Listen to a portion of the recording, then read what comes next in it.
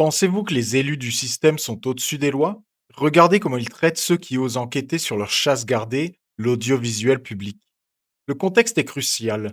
Nous sommes en pleine commission d'enquête sur la neutralité de l'audiovisuel public, et Charles Aloncle fait son travail de rapporteur pour faire éclater la vérité.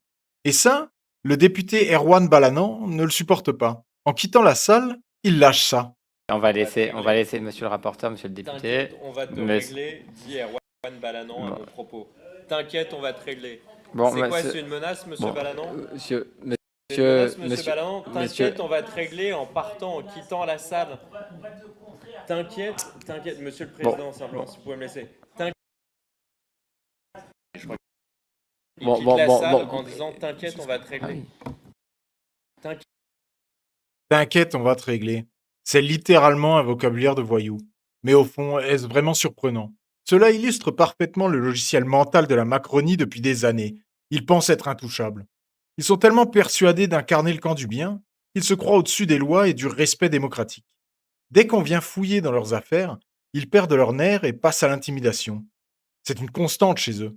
Souvenez-vous de l'affaire Benalla, un proche du président qui tabasse des manifestants avec un brassard de police, et Macron qui fanfaronne avec son fameux qu'ils viennent me chercher. Souvenez-vous d'Éric Dupond-Moretti, le premier ministre de la Justice maintenu en poste tout en étant jugé par la Cour de justice de la République. Leur règle d'or, c'est l'impunité.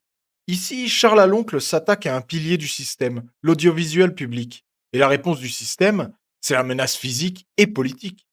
Honnêtement, avec le climat de violence décomplexé que l'on connaît aujourd'hui, si j'étais à la place de Charles Aloncle, je commencerais sérieusement à me renseigner pour obtenir une protection rapprochée.